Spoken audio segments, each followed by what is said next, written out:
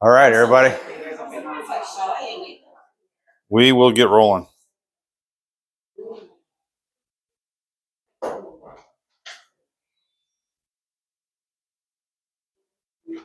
Okay.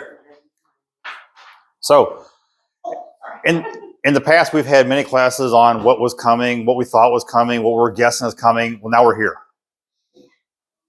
So, and we've actually had a little bit of experience with it so far because we've had a couple of offers coming in, a couple of contracts being written. So we wanted to go over exactly what it's going to look like, because in some respects it's really easy. Other respects it's still kind of complicated. So we made up a couple mock offers, and here's the assumptions. Buyer signed a buyer agreement for 3% and a $295 transaction fee. Purchase price on this house is $350,000, and the buyer needs $2,000 in closing costs. So now we're going to run through a couple different scenarios as to how this is actually going to happen.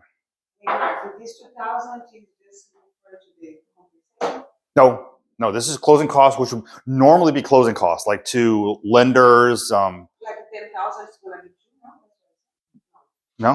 This is just an example. Yeah. This is just a hypothetical. So because we're going to do is actually fill out a contract. Here, I'll show you. So this is scenario one. This is I think this is the way most of it is going to happen up front, and this is the easiest way. This is where you think of how we did it a month ago. You went out, you took a listing, you charged 6%, you paid 3% to a buyer's agent, and everyone was happy. That's what this scenario is. In this case, you have the buyer. You attach this cooperative compensation disclosure, which I'm starting to see people refer to it as just a CCD. So if ever someone tells you that, it's the cooperative compensation disclosure. 3% of purchase price will go to the buyer's agents representing the buyer. Everything else is zero. I mean, again, you could put the 333 in here if you're paying buyer's agents, transaction sub-agents. I don't really know if that's even necessary. This is basically the commission disbursement form. Yes. This is when we're with our buyer writing an offer on a property. That is correct. And this goes with the offer. With the offer, yes. Okay. And this is, I should back up. This is after you have talked to the listing agent and they have said, we're paying 3% out. Which I should back up a little bit and say, it's imperative before you write the offer, you speak to the listing agent and say, how much are you paying out on this? Yes. Well, this is what's going to be in writing, because what the agent is telling you, they're saying over the phone, that's not going to hold up. You'll find out. Yeah. If you submit it to the seller. well, it will. Right. It will hold up because it'll all have to be signed off on. This actually becomes part of the contract. Kevin's talking about like if it changes the whole, like if it changes in her mind. You know what? And it may someone may play a crappy game with you. I was going to say that would have to be like a sheet. Right, where they like agree to it and then send it over. Yeah. Which Well, good luck getting that. Yeah. Yes. You're not- wait, okay, that's a good point. So I should back up. So how is this going to be conveyed? There is no general, this is how it's going to be conveyed. It can be, you need to contact the listing agent and say, what is the pattern on this? Email, phone call, whatever it is, before you even get to this point. There's some ways that we're doing it here. One of them is we have an autoresponder email now. So when we take a listing, we're going to actually put like in the agent remarks, and it's going to be a line that says, what does it say for additional? Does anybody not get that email? Yes. It has the verbiage in there. We're asked, you can put this in the agent remarks, and it says for more listing information, email listings@alexander@gmail.com. And then they'll get an auto reply. Then they get an auto reply with a link that has a spreadsheet Of of all all the of our listings. properties. Correct. In alphabetical order. Because we're trying to limit the 75 phone calls you get going, what's a payout on this? What's a payout on this? You don't have to put that in agent remarks. You can do your own thing. If you say, you know, You're just call trying me, to text me, whatever. We need at the office, we need to have a master sheet. I, Unless you're in the bathroom or something, you know. I would recommend for at least the first month or so, anyone who takes a listing they think is going to be kind of a hot listing and you're going to get a ton of phone calls and you put it up on like a Friday and you're like, I really don't feel like filling these phone calls all weekend long. Change your voicemail on your phone. Another thing I was thinking, because I have a listing that's gonna be coming soon that because of the price point, I'm expecting it to be fairly hot. I intend on having like a pre-typed out text, Mm-hmm. and then I will Yeah. put that in like my notepad, and that way I can just copy and paste it if Mm-hmm. I get a text, or as soon as they schedule a showing, boom. Yes. Thank you for your interest in listening. Yeah. Yeah, exactly. You know, there's a way to set up, I know, on your phone, I have an iPhone, so that's, it's just that. You can set up a shortcut, so like, letter C, I can see, actually send the shortcut, but instead of Mhm. having to go, copy that. This gets crazy in my life. Yeah.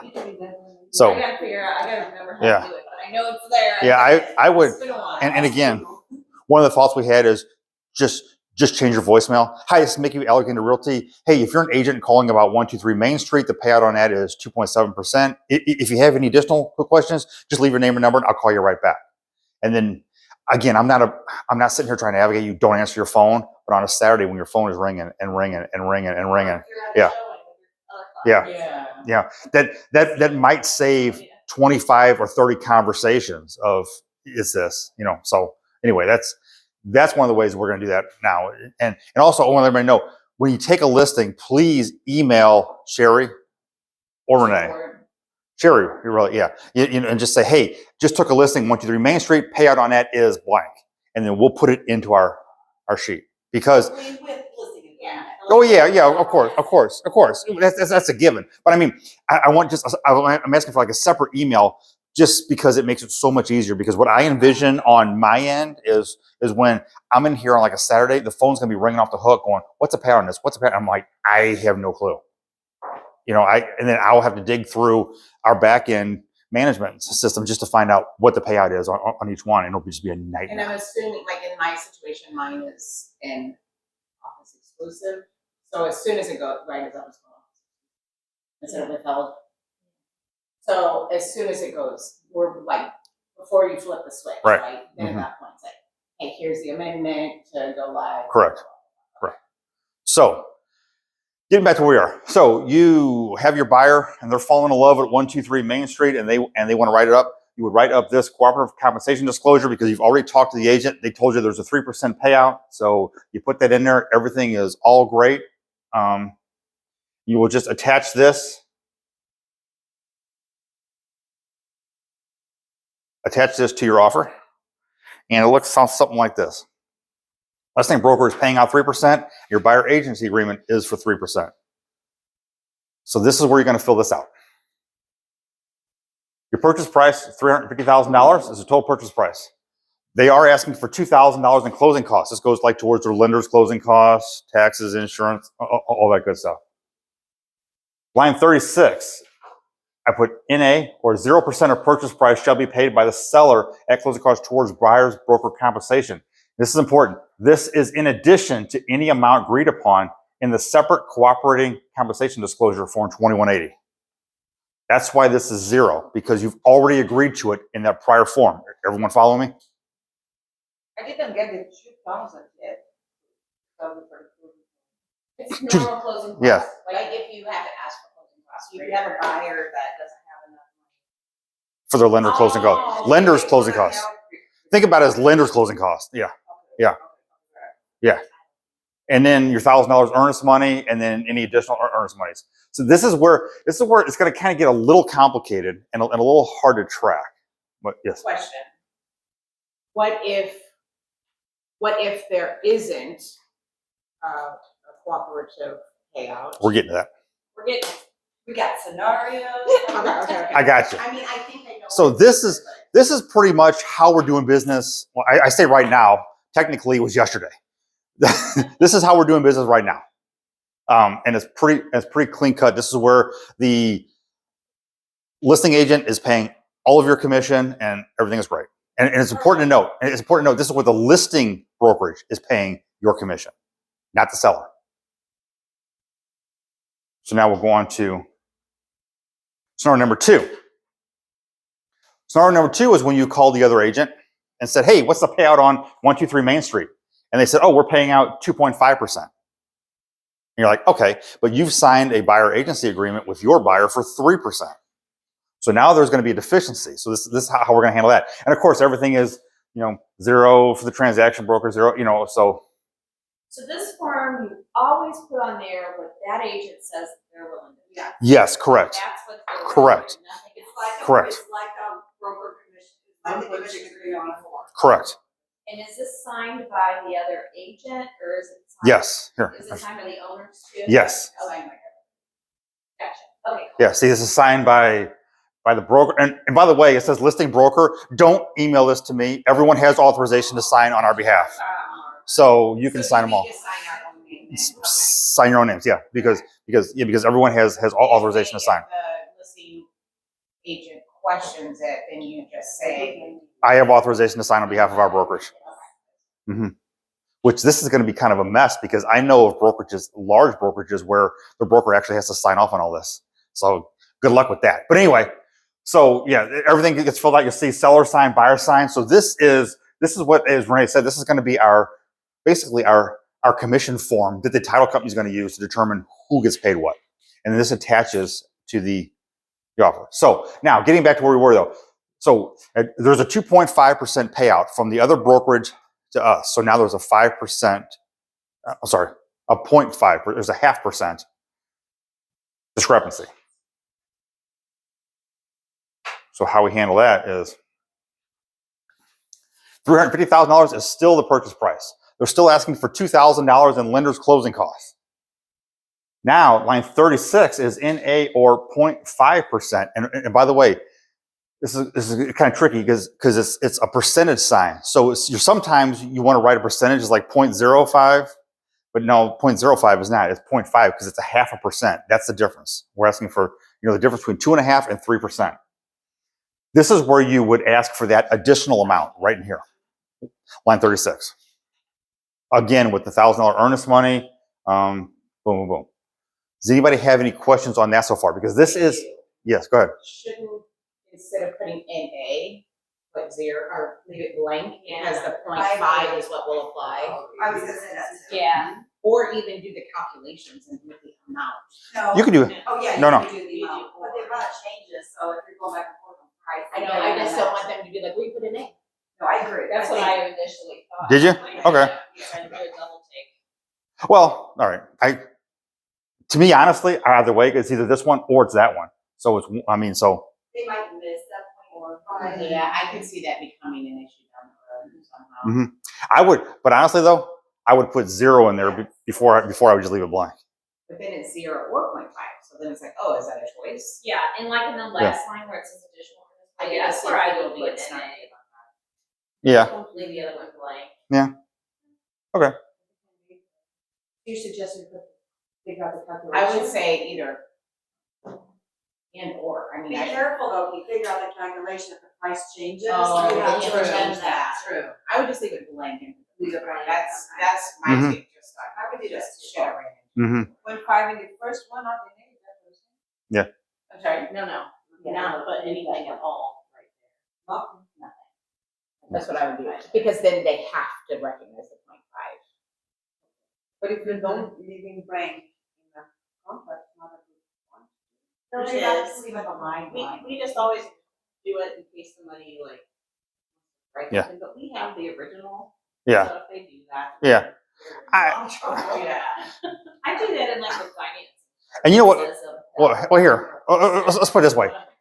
The difference between here is $1,750. So if someone's going to get really shitty with us for $715, I'm going to remember that name.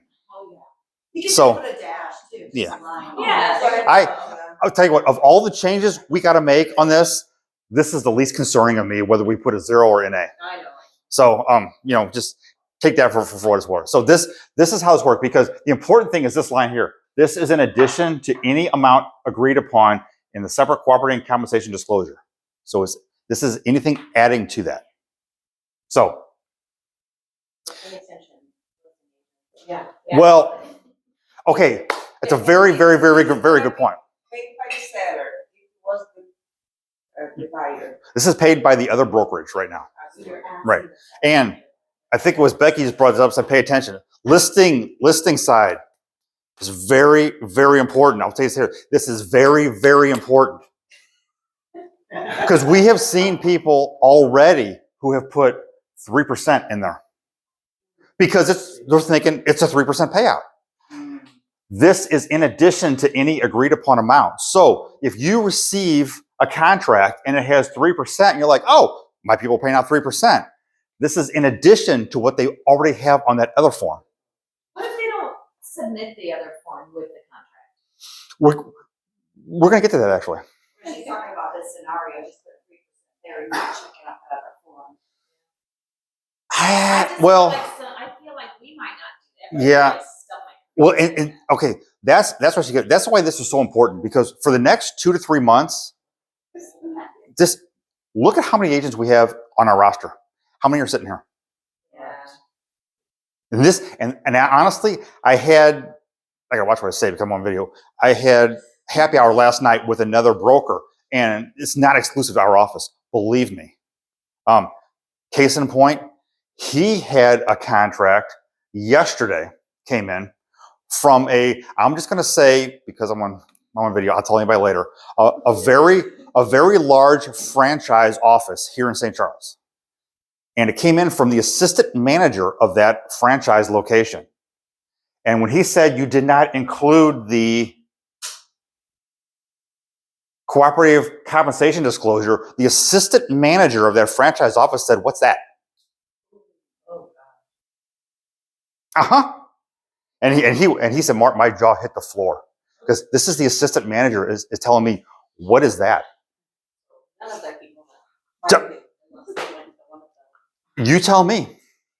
So that is why we're sitting here, and that's why it's so important. And because you will see that on an offer that comes in, it'll say 3% right there. And now all of a sudden, you did kind of commit your seller to paying the buyer's agent 6% now. Because it's going to be 3% on their commission agreement and 3% here. And here's the thing. I should backtrack right now and say, I do not want, and I'm going to ask everyone, please do not play gotcha real estate with this. Please. We are all in this game together. When you see this and you're like, oh, okay, this is not really right. Because there's other ways they can mess it up, so, but having said that, we represent clients, and sometimes our clients are pretty damn savvy. Sometimes our clients might be an attorney who says, that's not what we agreed to. And all of a sudden, you've got either a buyer or seller that says, wait a minute, this is going to work out in my favor. We agreed for them to pay 6%, or we agreed for them to pay 0%, depending on how it's filled out. Yes. What if one comes over like that with no Form 2108, 3% in there? Mm-hmm. Can we say, you need to send this form over, or can we counter and add that form? What are we supposed to do as a listing agent? That's why, that is a good question, because that's why for the next 2 to 3 to 4 months, it's going to be an interesting time. Can't line 36 suffice in lieu of the cooperative disclosure? It probably would. Because regardless. Wait, I should stop up. No, it doesn't. It doesn't at all. Because the other form, cooperating compensation disclosure, says the money is coming from the other brokerage. Line 36 says it's coming from the seller. So now, in that case, the seller would owe their agent 6% and owe you 3%. So now they're paying 9% in this whole scenario. Mm-hmm. So, okay, for the camera. The question was asked, would line 36 just substitute the commission, the cooperative compensation disclosure? The cooperative compensation disclosure by its sheer name means cooperative. It's between the two companies. So this means the money's coming from the other company, the Remax, the Coldwell Banker, the Keller Williams. Line 36 says it's coming from the seller. And again, it's one of those situations where we all kind of know what they mean, but that's not what it I says. think that was a goof up when they redid the forms. No, I don't. I mean, I think this is actually the way it should have been. Correct. Correct. If they agree to pay the brokerage, whatever. Mm-hmm. Now this would be what they're agreeing to Right. pay. Gotcha. So that's why when your offers come in, and this is why as a listing agent, you're going to have to be on your toes, because when you have that hot listing and 9 offers come in, you got to go through them and make sure you got the cooperating compensation disclosure and make sure that this is filled out correctly. And then, as you said, your question, what happens if it's not? Then you kind of have an obligation to go back to the buyer's agent and go, hey, I think I know what you were thinking, but the way I read this is, and here's where we kind of fall into that gray area right now, is so many people have a different opinion on what's going on. I mean, brokerages have a different opinion on what's going on. Agents have a different opinion on what's going on. Hell, there's agents that have no idea this is even going on. So what's going to happen when it's an agent who sells their brother-in-law a house and they open this up and this is the first time they've ever seen this, ever heard about it? They're like, what are all these lines doing on here? That's who you might be dealing with. And you might be dealing with the real slick agent that's trying to get one by on you, or 95% of the time you're dealing with the agent who goes, I don't even know what all these lines are for. So as a listing agent, can we put in the agent remarks, include with every offer your CCD? Yeah, you could. Yeah. Mm-hmm. That way it's consistent and Right. they know this is how we're presenting to our seller. Mm-hmm. What do you guys think about some agents that are out there? I don't like what they call it sometimes, but like instructions how to write an offer. I like it because it's so easy. Yeah. You just go line by line, put in what they need and what they want. I think I would name it something like, you know, so you don't think you're stupid. Like, you know what? And I think that's probably what it is. Yeah. But that would probably be maybe something we should put in. Hey, Mark. Yes. I don't know if you see my question, but like the first one you said, the seller is paid for the broker, Mm-hmm. for the seller broker. And here the seller is paid for the buyer broker. So Well, it depends. They're actually, so far, we're talking about the other company paying our commissions. Yes. that is including towards buyers, brokers, the other one buyers, sellers, brokers. Well, You didn't say seller broker, it's seller. yes, seller. So how is that on a settlement statement?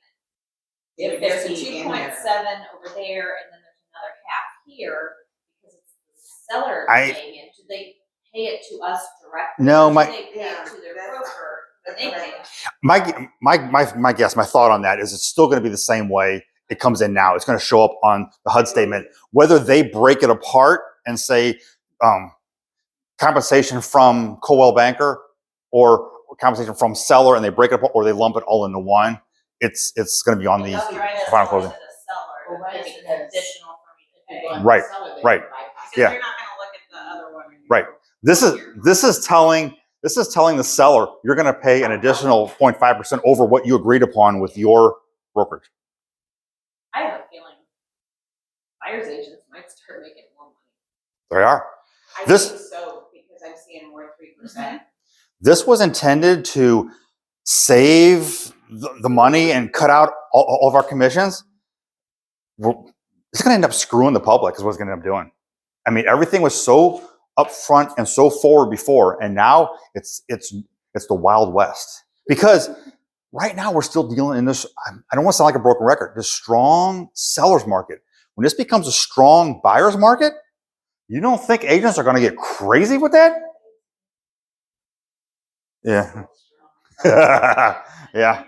But I mean, you don't think they're not going to get crazy with that? I mean, I don't know. So Just like back in the days when you had to have all the extra stuff on the seller side, where everybody had to do your home warranty with your Yeah. and all the extra stuff just to get people.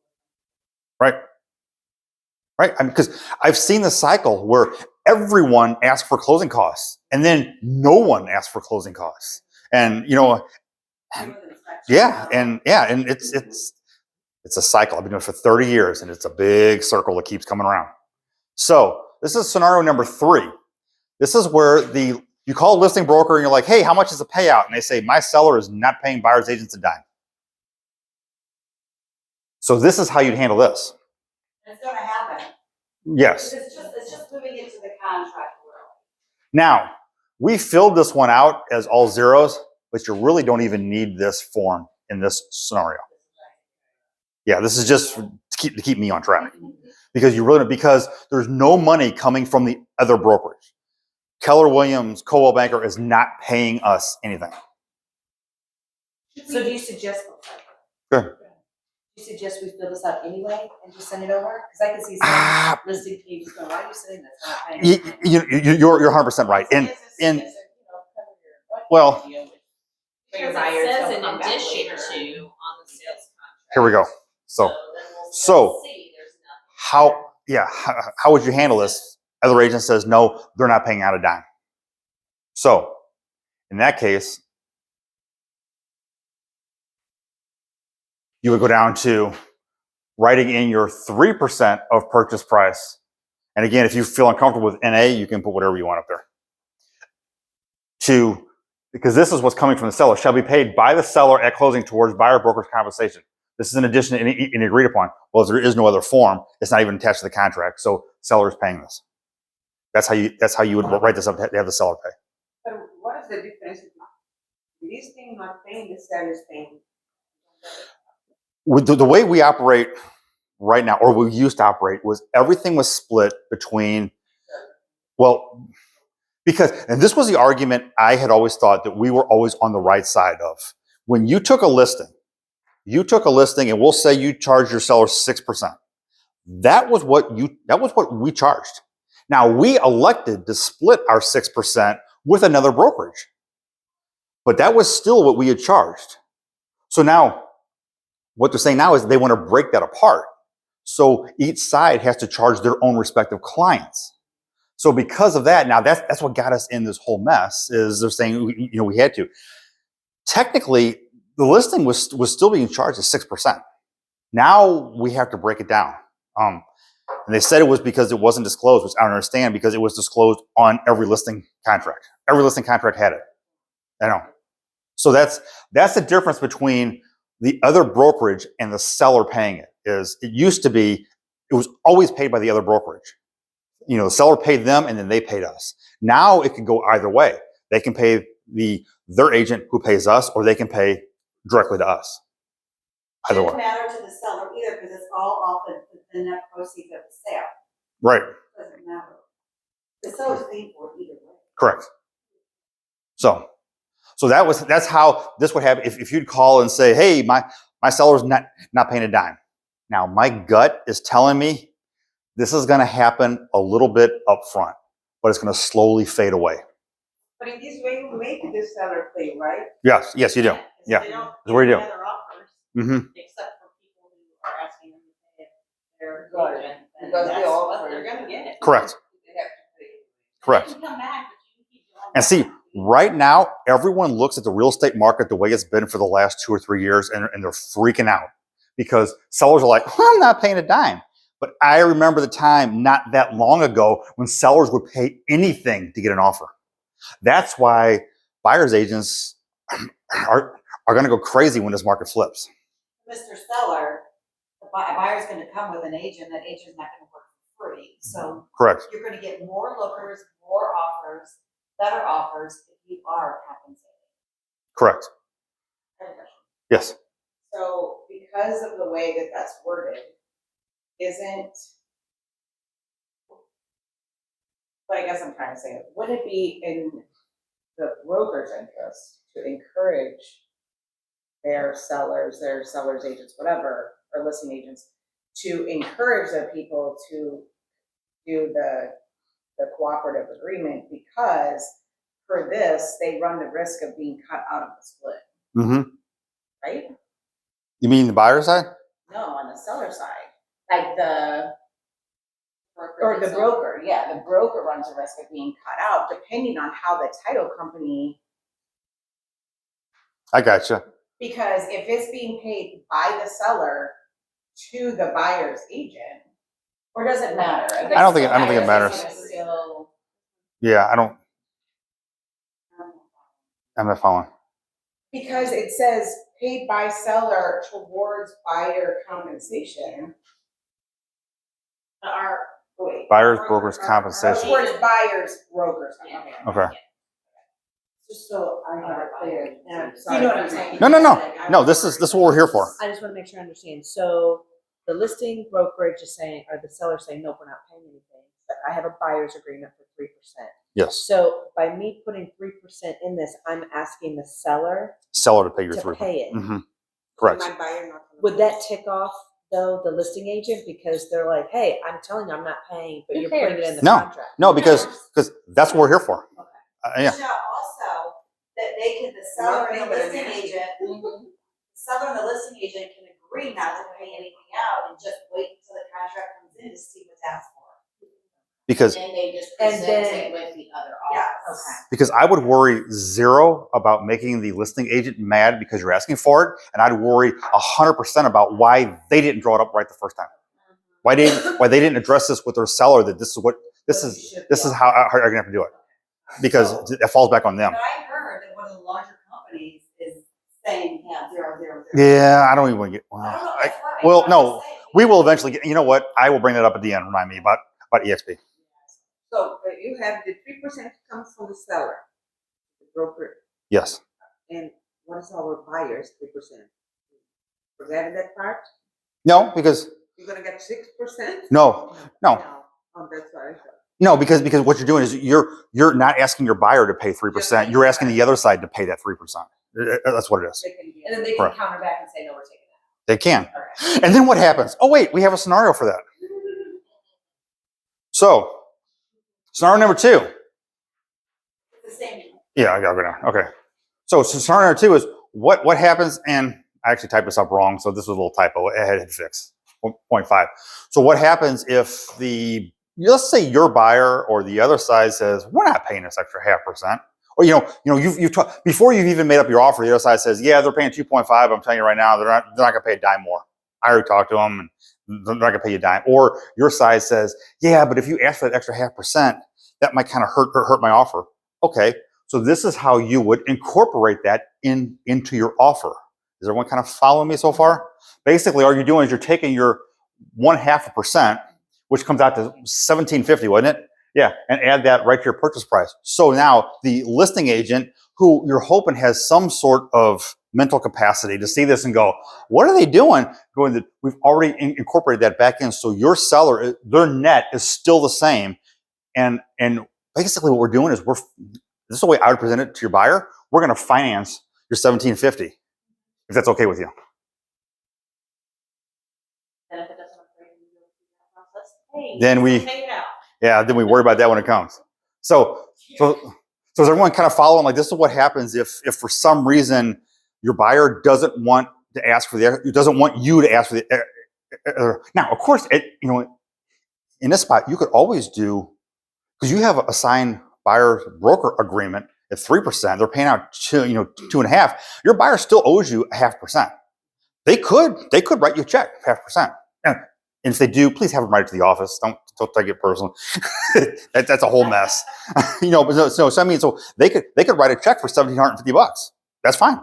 Or we could incorporate it into the offer. And this is how you would just increase the price, because again, remember how we talked about dealing with like for sale by owners and all that, how you work off the seller's net and the buyer's gross. And that's kind of what you're doing here. Everyone kind of following so far? So you would still do the 0.5% there. Mm-hmm. Yeah. Because you raise Right. the price. Right. And then and say, okay, we're asking the seller to pay for their extra, for the buyer's, extra 0.5%, but we're gonna incorporate that back in the offer, so it doesn't cost your sellers any money. Appraiser comes in and says, this is an appraise for $750, they're nitpicking. Yeah. Then you know what? We will have to address that 1750 when it comes. But appraisers, they do notate if concessions are included. Like they take Correct. that into consideration for the value. And honestly, that's a good point. Yeah. Because I just thought about that when we start bringing it up. If you think we're having issues with this, just think about what the appraisers are going through right now. Is that what you want? I mean, they've got to be sitting there scratching their heads going, okay, now what the hell happens when on a big house, there's $15,000 or $25,000 in real estate commissions being paid into the deal? How are they going to factor that in? Because did it really change the value? No, but it is on the contract. I don't even. And what if it's not in? Mhm. Because the ones that they're comparing it to were paying commission. Correct. Those had commissions included. Correct. If there's no commission on the contract, is it still gonna appraise for? Boy, you're right, because they're going to have to take into consideration that when they look, because they take into consideration, like if closing costs were paid, how that factors, and now they're going to have to take in consideration compensation in that too. That is going to be interesting for appraisals. Because the price of homes has always, at least up to this point, the commission was built in, right? Right. Mm-hmm. But what stinks though that I noticed is, they removed the field of commission. So it removed everything from the past, even. Yeah. So then Oh, the appraisers don't know what commission So- was paid then, but they've got to know in their minds, okay, well, commissions were paid up until August 1st. I just have to Which- assume that. Yeah, Hopefully. which has to factor in. So I don't know if the uniform, what's that called? The Uniform Code of Appraisals, wherever that book is. If they're going to revise that to just whatever would be a common place, I don't know, and just use that as a rule. I don't know. I mean, they kind of had to do that anyway. That's because- why we got sued, right? Yeah, I They know. kind of had to do that Well- anyway because they only knew what the buyer's side was. They didn't know what they were paying that Right. seller. Right. So No, there you're has right. to be kind of a. Yeah. this So- is what we Like go you by. said, this is what we got. Oh, Yes. Oh, yeah. This is going to be a mess for the public, because I'm telling you, when this market flips, agents are going to make a lot more money. Buyers agents are going to make a lot more. If you're a buyer's agent right now and you think you're getting stuck a little bit, you're like, this sucks. Wait it out. Wait it out. So this is part of the writer's part of the contract. I just want to flag this. Make sure you include this if you do include that form, if there is a payout from the other brokerage, because this makes that form part of your contract. Everybody following? Cool. You're saying if our listing agent if our client is willing to pay the buyer side, make sure we mark that. Yes. Yes. Listing contracts. Let's go through this real quick. Oh. what I want to know, what I Sure. would like, and I don't know if you guys have this plan. I would like to do a role play, not today. Okay. Have a thing because I was like spewing all sorts of just. She wasn't over explaining everything. You know what? That's Yes, and they didn't even know anything about the narcissism. wait, Jen. What was that again? They didn't. Yeah. They didn't know, and so I'm like, Like, it well, was, you didn't it go was there. bad. It was only by God's grace I got that listing. It was not by my own stupidity. So I would love a role play thing. All right. Because you're right. That scenario is what I see a lot of agents freaking out about having to explain this. And you know what?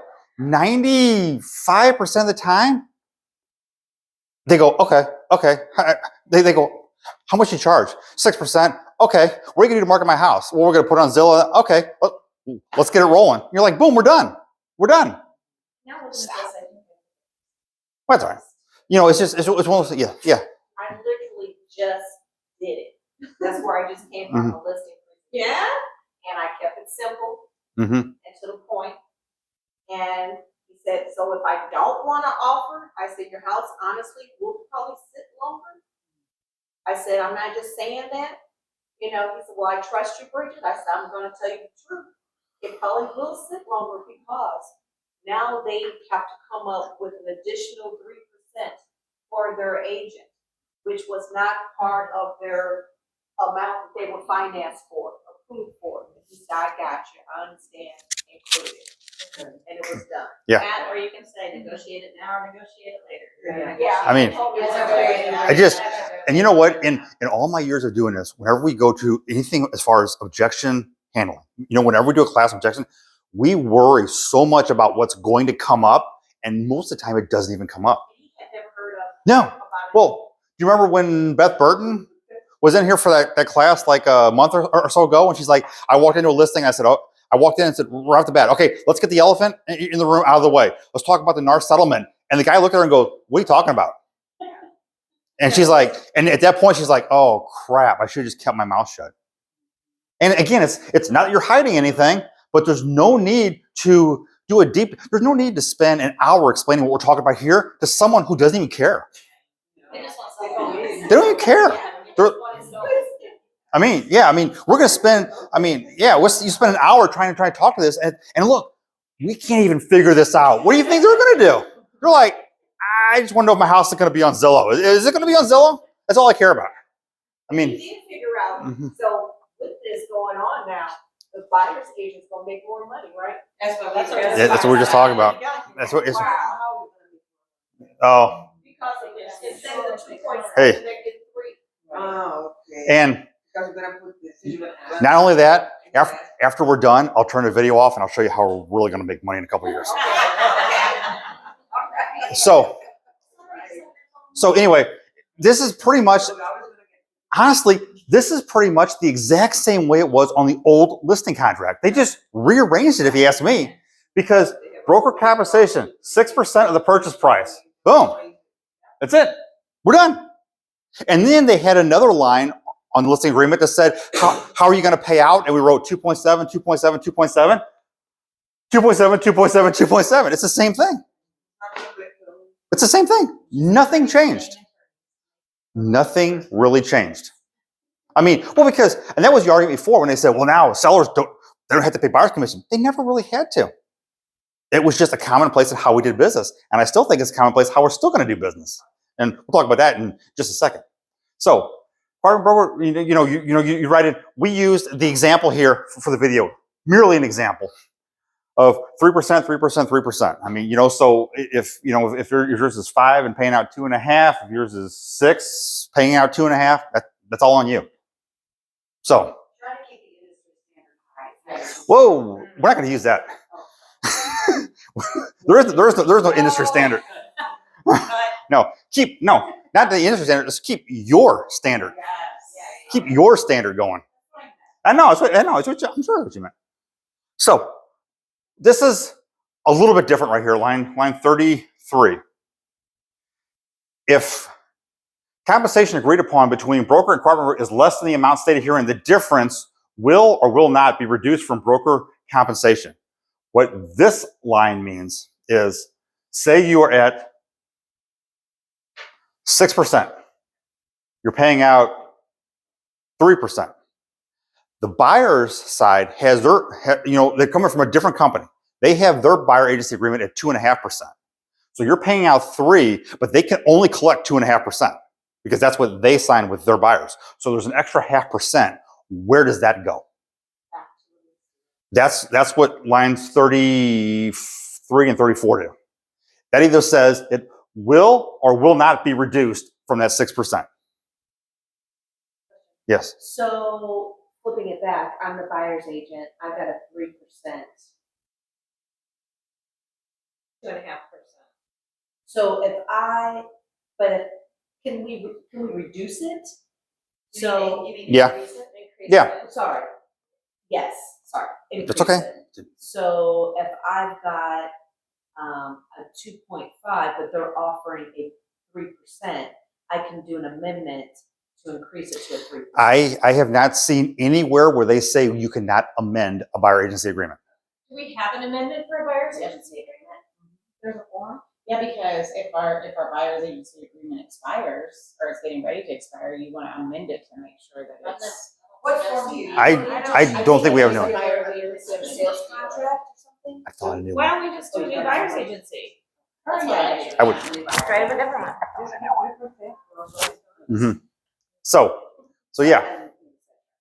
So I just want everyone to understand that's what that means. That just means if there's a 0.5% or 0.2%, whatever lost, that just decides if it goes back to the seller or it goes to the listing agent. Yes. I want to make sure I understand what they were saying about if your buyer's agency agreement is 5%, but the seller's paying 3%, the listing. Correct. Is paying 3%. You have to amend your buyer's agency. You would have to amend it. If not, the most you can get is 2.5%. Because as part of the settlement, you had to have an amount on there and you cannot get anything more than what's on your buyer agency agreement. But So- don't you have to get that authorized by your buyer? Yes, you would. Yes, you would. That's why I think it's best to get That's- higher buyers agency Yeah. agreement, Right. and you can always reduce Right, the just- budget. just- My- I agree. My suggestion would always be do it at 3%. Really? Because you can always amend, because you don't even have to amend down. If you sign your buyer agreement at 3% and they're paying out 2.5%, and you're like, all right, I'm good with that. Who's- Pay out, that's gonna come to us. And Yeah, who's going to sue you for charging them less? Do you really think right out of the gate, we're gonna start seeing 3%? Alicia has one right now. My- Some are 3.15, very rare. Mhm. My guess is you're going to see 2.5s. Yeah. That's my guess. And see, I've always done 2.7, and if Mhm. if the other side was paying 2.5, I wrote up a form for the difference. So We have that, that form too. yeah, and that's the one I would fill out and send over to you Mhm. guys and let the buyer know. This is my company's fee. And the seller is only paying this. So this is part of what you have to pick up. And they have to sign saying they're in agreement to it.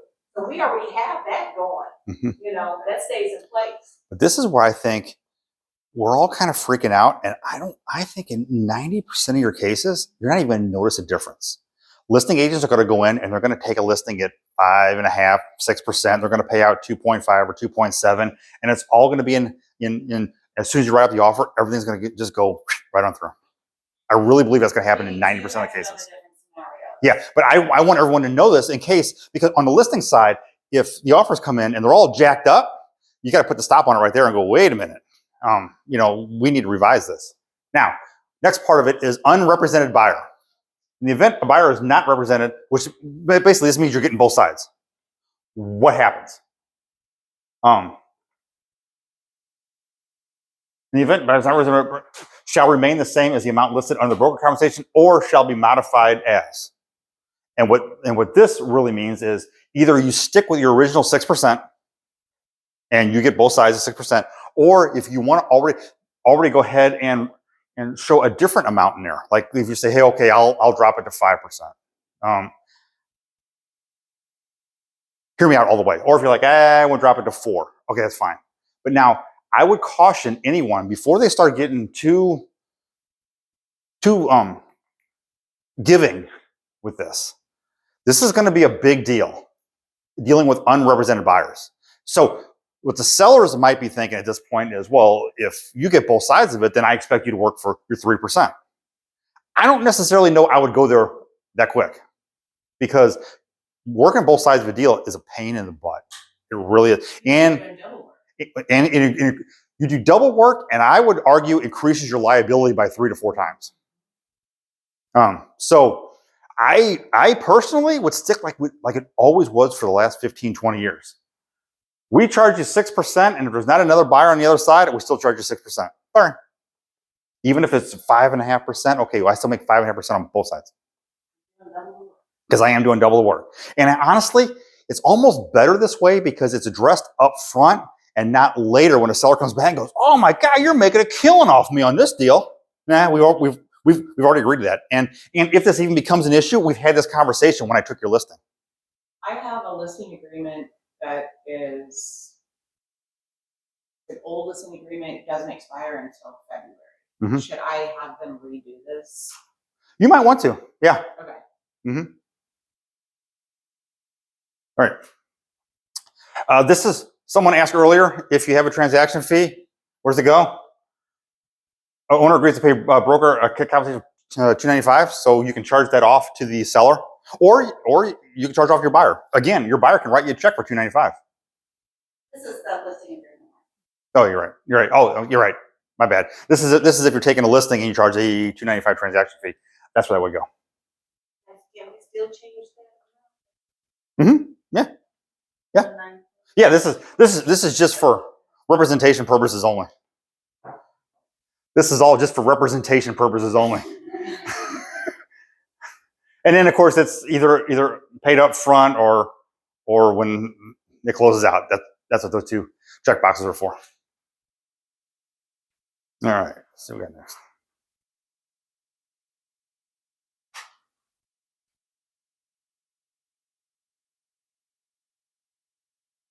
Oh, okay. This is one where we just wrote in a different amount. Remember the last one where I said you can leave it at the same 6%, or you can modify it here.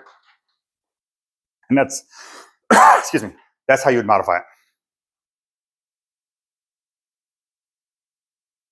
We don't do dual agency, right? Correct. Otherwise, of the double liability. Dual agency is where Represent the buyer. you represent the buyer and you It's represent the seller. the seller. Yes. It's signed agreements, signed agreements. Signed agreements, we don't do that. So as a transaction broker, so then I would go from, that's where I was kind of not sure how to explain it. I would go from a seller's agent, representing that seller, and then if the buyer came in and I wrote that contract, all of a sudden, You I'm become not a- representing them. You become a transaction broker. You only become a transaction brokerage on both sides of it. Our office has a signed buyer's agreement and a signed listing agreement. If somebody walks off the street, you're still representing that buyer. Just the seller. Oh, Yeah. Remember real estate school? Ian, remember real estate school? You had a client and you had a customer. One's a client, and a good rule of thumb is did they sign something with you? That's kind of a good rule of So if thumb. I have a signed buyer, and I have a signed seller. Or anybody else has a signed buyer. Anyone in the Mhm. office, then I'm a transaction broker? Yes. And I stop representing them? Well, no. I would never tell my seller that. I'm like, okay, so at this point, our company has one or two choices. We can be a dual agent or we can be a transaction agent, which means we either represent both parties or we represent neither. And they're like, what do you mean you represent neither? What that means is any information I find out about that other party, I can't share with you, but I also not share your information with them.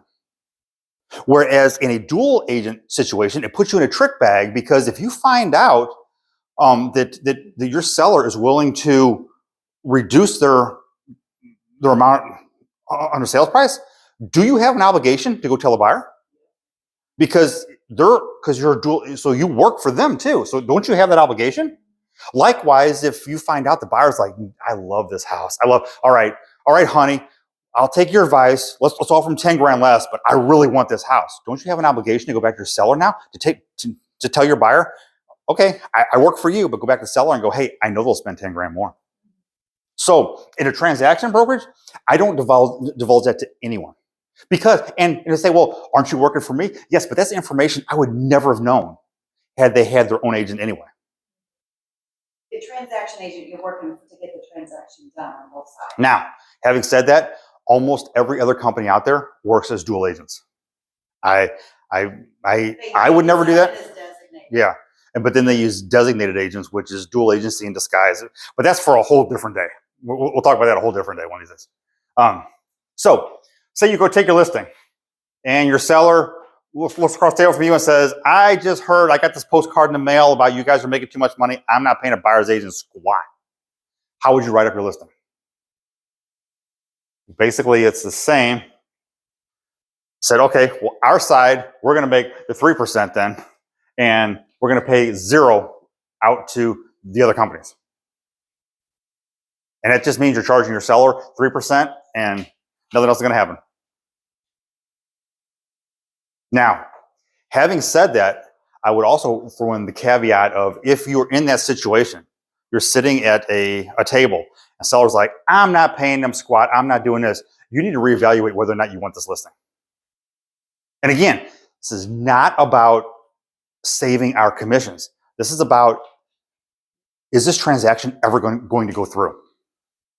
It's the exact same way of if you walk out there and the deck's falling off the back of the house and the whole place is in disarray and it needs a new roof, and your seller goes, I'm not doing a damn thing in here. They can kiss my ass. I know what I got, and they're going to pay me full price, and I'm not taking a dime less.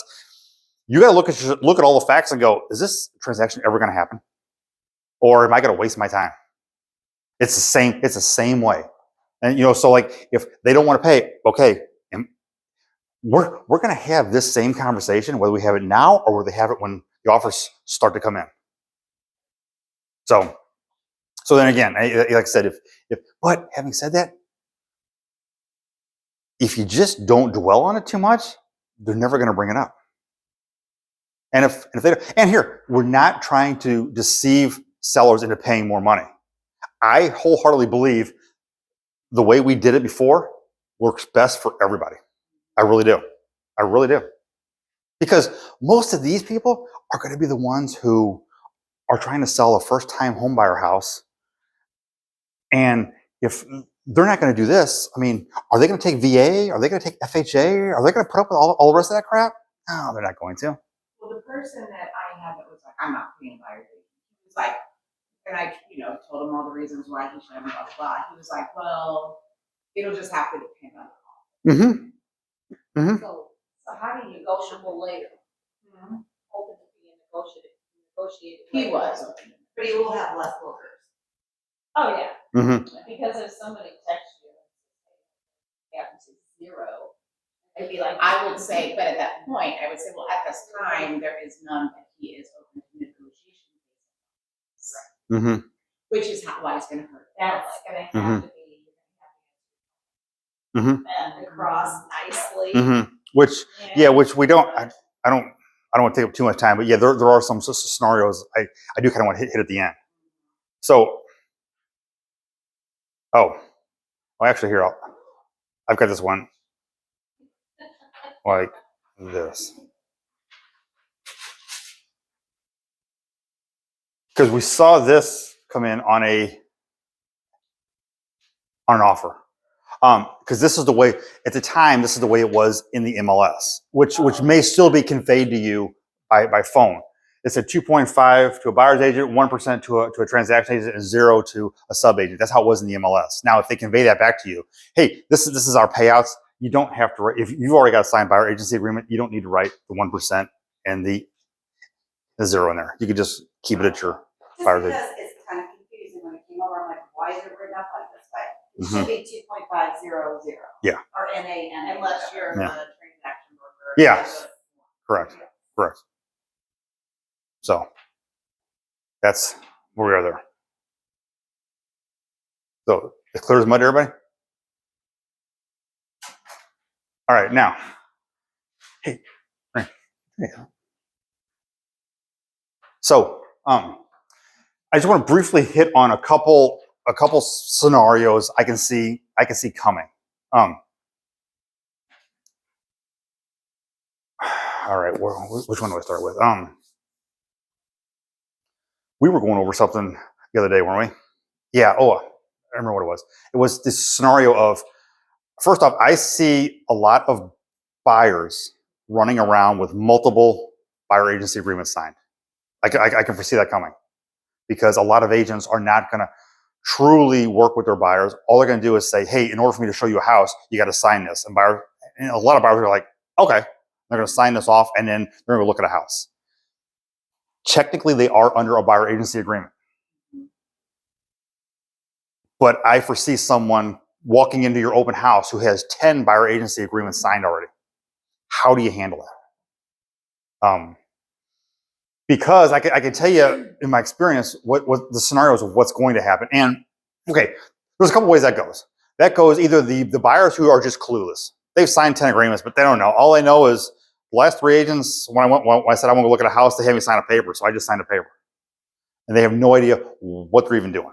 So you can address that, which you should be anyway, of hey, someone comes in, it's like, okay, I like the house. Do you think they'll take $290 for it? I don't know. Maybe they will.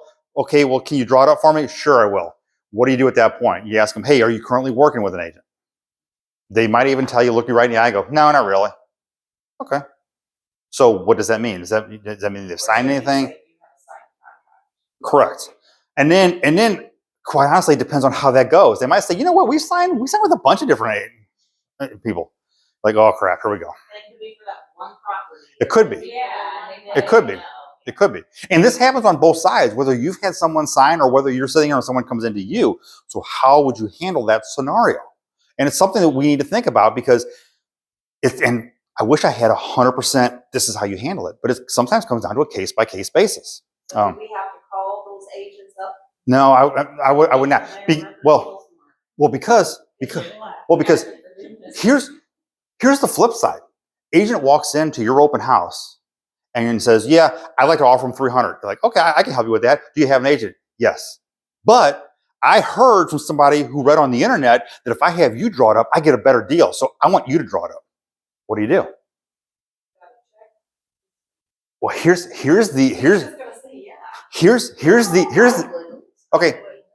dynamic. The whole dynamic is, you know, they have a signed buyer agreement. So if you go around that, aren't you committing an unethical violation? Code of ethics? Okay, right. The flip side of that, don't you have an obligation to your seller to draw up the contract?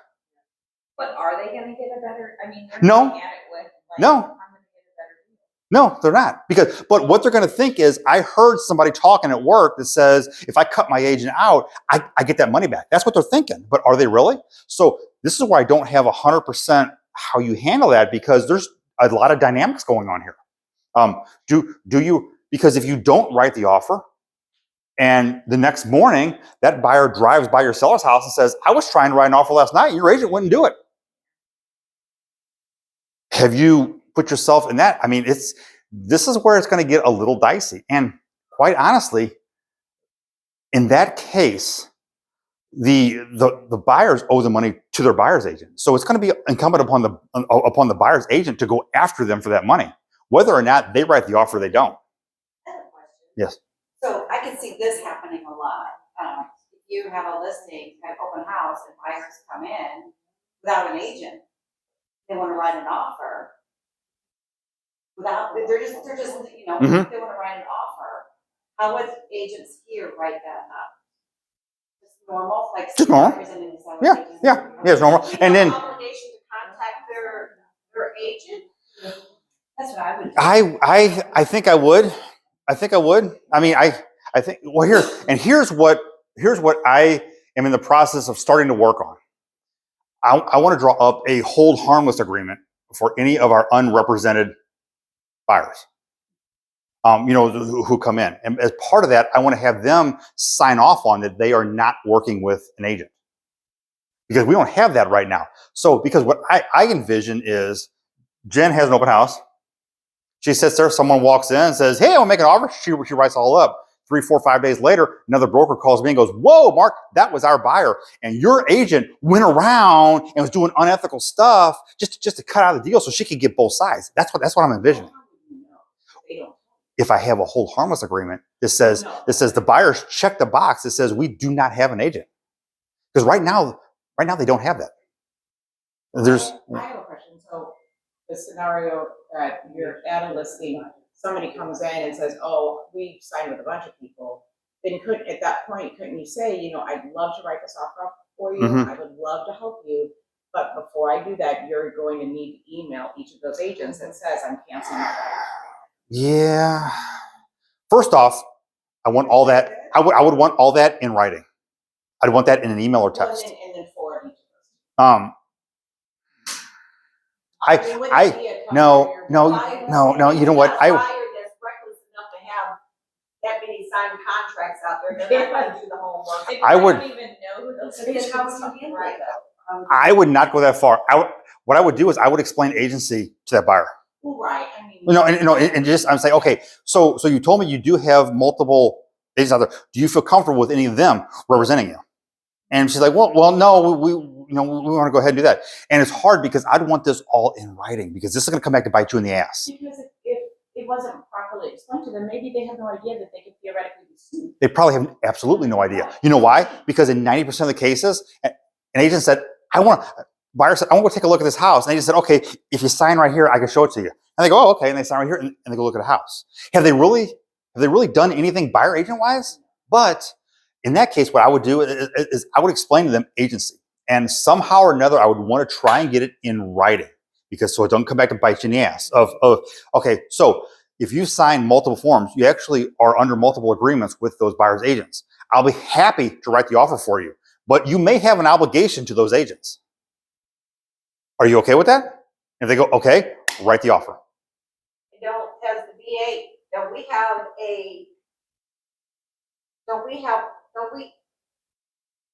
have an obligation to just make the date and everything for just that one property for that one day, instead of making it for like 3 months, even though it's for that one property, Yeah. put on there 3-month representation. I mean, don't we have an obligation to do the right thing? Well, Make it for just that one house this one day? I don't think so. I would think you're well within your rights to go on a 6-month obligation, because the way, in theory, the way it should work is someone calls you and says, yeah, I'm thinking about going out and looking to buy a house. Okay, when's a good time we can get together? Now, what they're going to say is, hey, I was on Zillow. I see this house at 123 Main Street. I want to go take a look at it. That's how it works in reality. In theory, it's like they should call you and go, we're thinking about buying a house. What's our first steps? I need you to come into the office and we're going to go through a small presentation to show you what goes into buying a house. And then at the end of that presentation, you're like, okay, this is what I do as a buyer's agent. Sign here and I'll be happy to help you find a house. And then you and them are together. That's the theory. What's going to really work, though, is a lot of people are going to call agents out of the blue and go, I want to take a look at this house. They're like, okay, sign here. And while they have contractually entered into a buyer agency agreement, are they really buyer's agents? Or are they just a showing agent? They just open a door for them at some point. But it doesn't alleviate that buyer's responsibility to paying them, because it's going to be on their buyer agency agreement how much they get paid. But and having said that, though, that's between the buyers and them. And the reason I bring that up is in case it happens to us and someone comes to my office and goes, Mark, I had a buyer's agreement and then they stopped at an open house and they wrote an offer and now they're cutting me out of the deal. I need you to call that broker. I'm like, well, wait a minute. I mean, if they cut us out of the deal, are we really procuring cause? I mean, why did they cut us out of the deal? And it goes down that whole long step of why are they? I mean, and everyone's going to assume the listing agent in an open house was being shady. Everyone assumes that.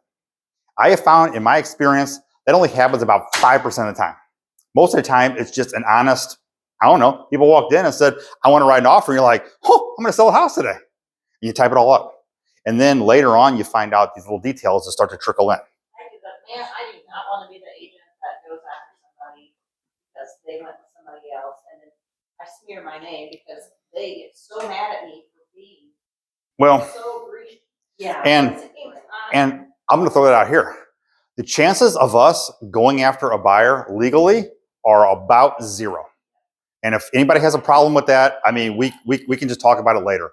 But if you come to me and go, my buyer screwed me and I didn't get paid, the chances of us really going after that are 0. And there's a couple reasons why. First off, there's the general, do you really want them to go on Nextdoor and Zillow and go, these people are suing me because I just wanted to get a house? And of course, it's always going to come from their point of view, and you're never going to get to really rebuttal yourself. So they're going to smear you. That's number one. Number two is, economically, why would we spend $25,000 to sue for $8,000? And yes, it sucks. But I've always looked at those situations because I've had them happen to me just like everyone else has. Used to happen a lot with like new construction. You show your buyers houses all day on Sunday, and on Monday morning they call you and go, oh, the greatest thing happened. Right after we looked at our last house, we stopped by this new home, went ahead and wrote up a contract. So you can take me off your list now. And I'm like, whoa, wait a minute. At that point, I would look in the mirror and go, I did not explain buyer agency to them. I did not. I have a So, question to that. So how do we pre-frame our buyers when you say you're working with them, you've had a presentation with them, but they wanna go look at some open houses, they're just driving through a neighborhood, that other agent is kind of like ignorant and says, oh, you can't come in unless you sign this piece of paper. Because some other agents are gonna be. That may happen. Well, Because well- they say you have to have a signed agreement to show a property. see, okay, now, Ray brings up a good point. For the next 2 to 3 months, we're in the Wild West era. So there will be an agent out there that says, oh my God, you can't come in my open house without us signing this. I do not believe that is true. I don't either. Sometimes, though, we're going to have to just roll with the punches. You know, I knew an agent that had cards made that she gave to her buyers.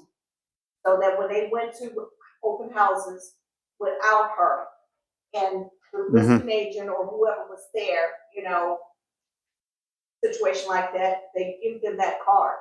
You know, this is my agent, she knows I'm here, I'm represented, you know, but I want this house and this is her information. Yeah. You know, It's a step. I have prepped buyers before, be like, yeah, of course, if you wanna go ahead and go to the open house, it's perfectly fine, I'll go ahead and give that listing agent a call, let them know to it, that you expect it. Yeah, Yeah. but sometimes people just They do. They do. stop. So So, if you talk to your buyers but if about you it. prep them in advance. Yeah, you should. And say, if somebody says you have to sign a piece of paper, Walk you do away. not have to. You can just say, I have a signed buyer's agent agreement. Actually, you brought up a very good point. This is actually pretty good for us. I just thought of something. You can now prep your buyers that, hey, in order for you to go to this open house, I'm your buyer's agent. Let me know Sunday morning which open houses you're going to, and I'll go into showing time and I'll set up appointments for you. And now you've already registered them as being your buyer. You know, they're going to the open house, doing the open house time. Right. Still go in and Yeah. do this. So now, because you can put Yeah. the buyer's name. Yeah. so now, even if it's an honest mistake and the agent there goes ahead and writes up an offer, at least we got some ammunition to go back to the other brokerage and go, wait a minute. They said they went ahead and wrote this up. We already made an appointment at the open house. And again, there's a couple different ways that can go, but at least we got we got one bullet in the gun at least. So, yes. So, and this is a personal, because we do a lot of, we try to buy properties that we look to like rentals. So anytime, like my husband wants to go look at a house, do I have him sign a buyer's agency? How does that work? No. Or do I just say, I'm just representing myself? If it's your husband, just sign up one buyer agency agreement for like a year. Okay. And And then do we, every time we have a buyer's agency signed, do we send that to you, even if it's just for one house, so you have record of it? nah, do we need it? No. Okay. If you have one signed, we do keep all of those, even if they're not under contract. So like that one signed for the whole year, and she just send that in to you Yes, guys? yes. But kind of like what Jim was saying, what I envision for the next few months is we're all going to have to learn to roll with the punches because this is all new, uncharted territory for everyone. And a lot of people have very definite opinions as to how it needs to go. And everyone's a little bit different, to be quite honest. No one really knows exactly, because for the last 25 or 30 years, everything was all done the same way. So we all had a good base of knowledge of this is how you write the offer. This is how you do it. Now it's kind of open to interpretation. So I'm gonna do, let's say I'm gonna do an open house for Michelle's listing. Well, I'm the agent in there. What do I need to do different? Nothing. I would do nothing different. Because you still represent the seller. Because in our company, everyone here represents the seller. What's our obligation to an agent coming saying, I don't know this stuff, we didn't go over it? What are our obligations to them in helping Good. them? Very good question. I'd help the hell out of them. I would. You know why? And I liken that back to the days when we were doing foreclosures. And it was because foreclosures were a different animal. And so many agents would call in, and the ones who would call in and go, Mark, can you help me? I don't know what the hell I'm doing. We would actually invite them into our office. They would sit in our conference room, and Robin at the time would come down and with their buyer, and we would write the offer for them. Just because I felt, first off, it's the right thing to do. Like I told the guy I was talking to last night, and I will tell everyone here, the enemy is not within. The enemy is out there.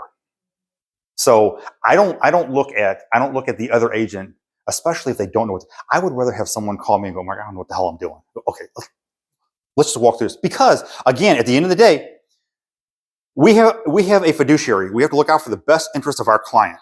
What's the best interest of your seller? Getting that house sold. They want to move on. They're not looking to play legal games, and they're not looking to get drawn into a lawsuit. They want to get their house sold. They want to move out to their new house in Warrenton on 4 acres and live their best life. That's what they want to do. So that's what I'm going to help them do. And you know what? I would rather have them come back and go, Mark, you screwed me out of $1,000, than have them come back and go, F my whole deal up. And now I'm stuck in a legal battle, and it's going to cost me $35,000, and my house is going to sit for another year and a half while we battle this whole thing out. I'm not going to be in that spot. So that's what I would do. And now where something that's going to come in is when they send you over your listing agent. Oh, I don't have it up. And the whole front page is all jacked up, and you guys put too much money in here, and it's already on the compensation disclosure over here. So we need to work this out, and they might come back and go, no, that's how my broker told me to do it. Okay, so then you might want to call me and go, okay, Mark, this is what they're telling me. And to be honest, what I'm telling you here right now, I might look at that scenario and go, you'll be all right. Go ahead and do it. Going back So- to the representing the buyers, I didn't open houses. Mhm. I always try to accompany my people to open houses. Number one, you see who your commission is. People talk out loud. They give numbers that they're going to offer, reasons why they're not going to do the house, their competition, maybe. Uh-huh. And so, the last one that I got under contract for my buyer, we took them to the open house, and they're like, "Oh, black mold, that's black mold." It was not black mold, and we got the house. So Yeah. that was very helpful to see Yeah. other agents there and see that. And then I feel like I'm doing a really good job of representing my buyer in all situations. Mhm. So that's, Yeah. So I would just, at this point, just advise everyone, read through the packets, take a look at it. You'll find it's really no different than what we're doing before. The fields are just changed around a little bit. And in 95% of your cases, it's all going to be the same way as it always was. Yes. Can I have clarification again on the scenario with if your buyer's agreement is 2.7, but they're offering 3? Okay. I'll go back to it. So like, can you write any buyer's agent agreement? Do you do an amendment? Yeah, Because you said something about in the settlement, it said that there is not more than they're offering. So I was just curious as to, and I know that we should do 3% just in case, but like in this scenario, like my person that's Mhm. I've had since February, I just had them do a new buyer's agency agreement for 2.7. Luckily, it's my cousin, so I can go back, hey cuz, do this instead, and have him do a new one, but should I do that? Should I have him just sign another one at 3%? Because I don't want to Okay. get into a situation where the settlement says we can't Right. go up. Right. Correct. And right now it says we can't go up unless Okay, unless so you would I'll just. have him sign it. Yeah. So yeah. But we could, once we find out everything, have them sign a brand new buyer agency that day to cover that Mhm. percentage. Mhm. The same as they're writing the offer. Yes. Just not after the contract. Yeah. Right. So it can be done before the contract's written, Yes. a new buyer's agency. Mhm. For sure. If Oh, they all okay. find out what they're gonna pay, and it's more than what you had agreed upon, well, then, Okay. you'll get a better closing gift. Sign Meaning you'll have a happier agent. And I mean, again, it's a lot of don't even overthink it. Don't even think, oh my God, what's going to happen? Hey, you know what? When you get to this point, you're getting ready to write up. So, oh hey, by the way, I noticed there is actually an overage on what the listing side is going to pay out. So, with your permission, can I go ahead and drop a new buyer agency agreement? And they're going to go, okay, drop a new one, have them sign that along with this form, and boom, just move on. Because it's not going to cost them a dime. Anybody else got any questions? Not yet. Thank you. All right. So we're thinking. Yeah, not yet. That's one to even, All right. yeah, it's all real life. That's right.